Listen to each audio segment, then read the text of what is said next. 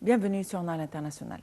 Le président Abdel Fattah el-Sisi a reçu aujourd'hui le vice-président de la République du Kenya, William Ruto, en visite actuellement en Égypte. Le porte-parole de la présidence, l'ambassadeur Ala Youssef, a déclaré que M. Ruto a remis un message du président kényan Uhuru Kenyatta au président Abdel Fattah el-Sisi lors de la rencontre. Le message inclut les moyens de renforcer la coopération entre les deux pays. Un peu plus tôt dans la journée, le Premier ministre Sherif Ismail s'est également entretenu avec le vice-président kényan et la délégation l'accompagnant durant sa visite au Caire. Un nombre de ministres ont assisté à la rencontre durant laquelle ils ont discuté des relations bilatérales et des moyens de lutter contre le terrorisme.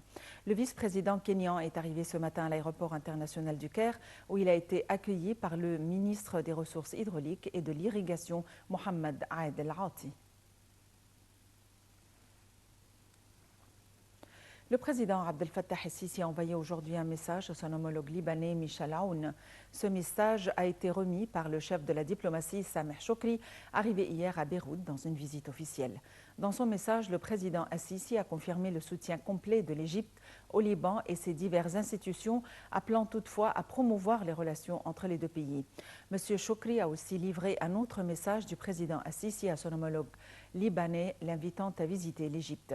Sameh Choukri s'est en outre entretenu avec son homologue libanais, Gobran Bassili. Après cette rencontre, les deux responsables ont tenu une conférence de presse au cours de laquelle ils ont souligné la solidité des relations bilatérales et le respect mutuel des affaires internes des deux États. Les forces armées ont annoncé aujourd'hui avoir tué 23 takfiris durant les 3 derniers jours dans une campagne militaire visant les foyers terroristes dans les villes d'Al-Arish, de Rafah et de Cherzouaïd au Sinaï du Nord.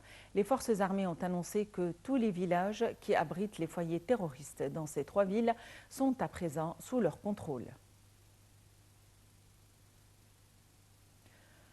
Le terminal de Rafah est toujours ouvert aujourd'hui pour le 3e jour consécutif. Le président Abdel Fattah el-Sisi avait donné ses directives pour l'ouverture du point de passage de Rafah pour les étudiants palestiniens le 17 et 18 novembre. Auparavant, les autorités égyptiennes avaient annoncé que le terminal sera ouvert des deux côtés du 14 jusqu'au 18 novembre pour les cas humanitaires.